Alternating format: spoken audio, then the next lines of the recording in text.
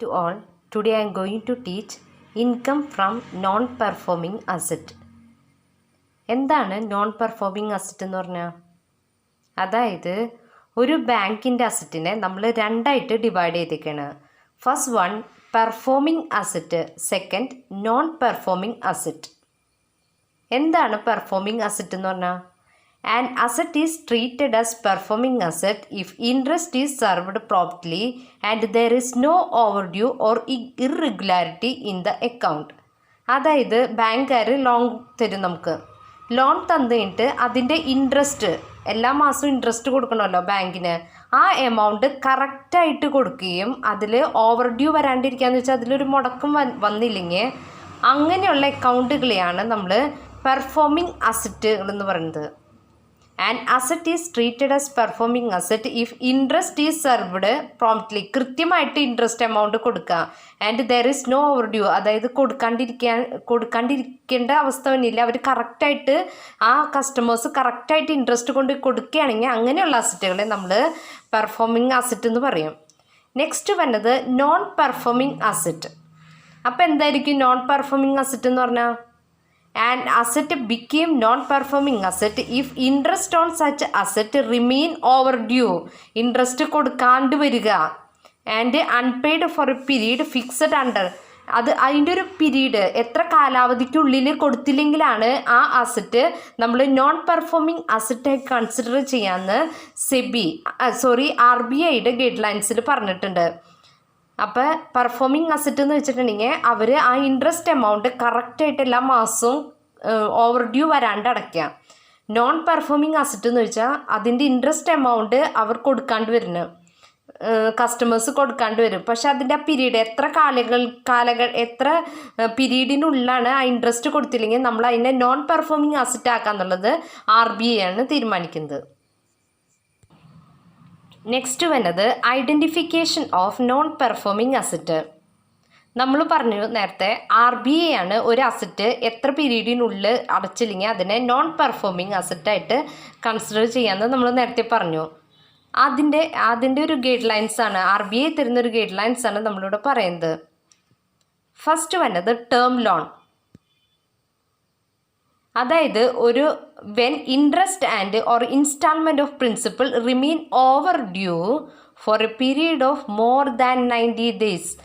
90 ഡേയ്സിൽ കൂടുതലായിട്ട് interest എമൗണ്ടും principal എമൗണ്ടും അടയ്ക്കാൻ വൈകിക്കഴിഞ്ഞാൽ അങ്ങനത്തെ ടേം ലോണുകളെ നമ്മൾ നോൺ പെർഫോമിംഗ് അസറ്റായിട്ട് കൺവേർട്ട് ചെയ്യും.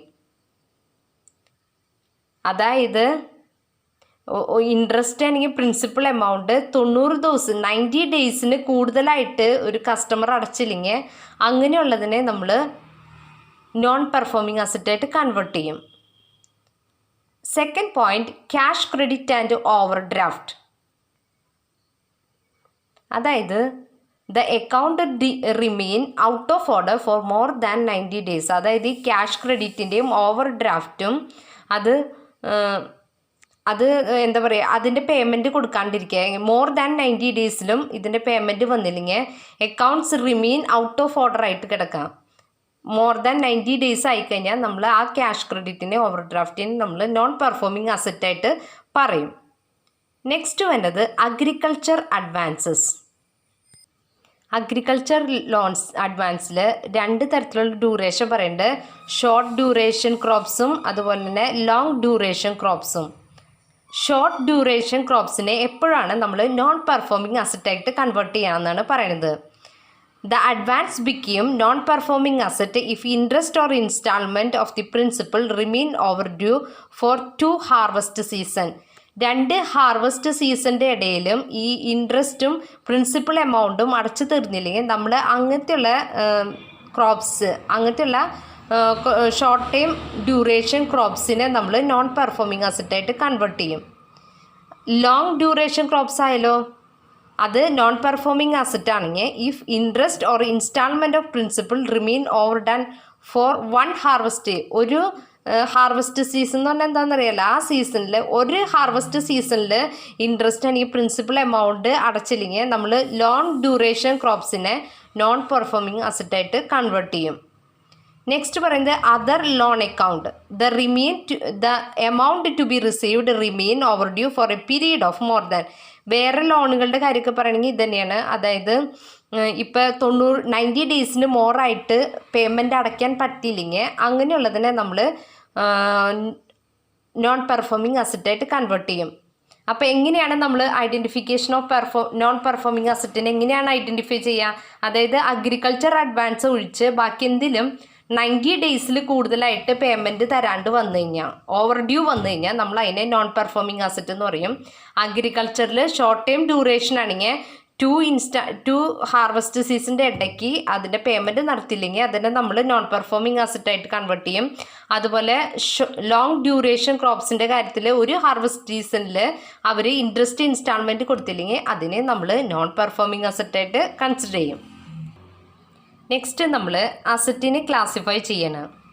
നമ്മൾ അസറ്റിനെ 2 കാറ്റഗറി ആയിട്ടാണ് ഡിവൈഡ് ചെയ്യുന്നത്. സ്റ്റാൻഡേർഡ് അസറ്റും നോൺ പെർഫോമിങ് അസറ്റും. സ്റ്റാൻഡേർഡ് അസറ്റ് എന്ന് പറഞ്ഞാൽ എന്താ? ഈ പിന്നീടും ഈ നോൺ പെർഫോമിങ് അസറ്റിനെ നമ്മൾ പിന്നെ സബ് ഡിവൈഡ് ചെയ്യുന്നുണ്ട്. അതായത് standard asset, substandard asset, doubtful asset, loss asset ആയിട്ട് നമ്മൾ ഡിവൈഡ് ചെയ്യുന്നുണ്ട്. ഫസ്റ്റ് വന്നത് standard asset. Standard assets are those which do not carry more than the normal credit risk attached to the business. They are assets which are not non-performing asset. Non performing asset അല്ലാത്ത, അതായത് correct ടൈമിൻ്റെ അതിൻ്റെ ലോൺസിൻ്റെ interest കൊടുക്കുകയും അത് സ്മൂത്തായിട്ട് run ചെയ്യണമെങ്കിൽ ഇതുവരെ ഒരു ഓവർ ഡ്യൂ വന്നിട്ടില്ല, അങ്ങനത്തെ ഉള്ള അസറ്റുകൾ തന്നെ നമ്മൾ സ്റ്റാൻഡേർഡ് അസറ്റ് എന്ന് പറയുന്നത്.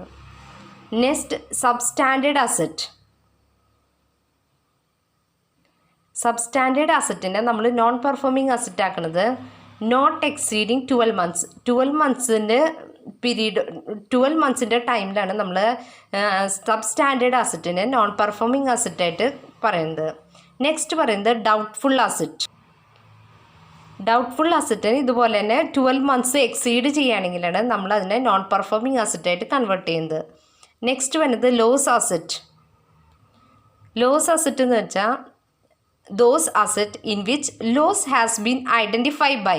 അത് ലോസ് അസറ്റ് ആണെന്ന് ഐഡൻറ്റിഫൈ ചെയ്യുന്ന ആര്? ബാങ്ക് അല്ലെങ്കിൽ ഓഡിറ്റർ, RBI ഒക്കെ നോൺ പെർഫോമിങ് അല്ല ലോസ് അസറ്റായിട്ട് കൺസിഡർ ചെയ്യണം. അത് നമുക്ക് ഇറക്കവറബിൾ, നമുക്കത് റിക്കവർ ചെയ്യാൻ പറ്റില്ല, ലോസായി. These asset have lost value. അത് ലോസായി ബട്ട് നോട്ട് റിട്ടേൺ ഓഫ്. നമ്മൾ പക്ഷെ അതിനെ റിട്ടേൺ ഓഫ് ചെയ്തിട്ടില്ല.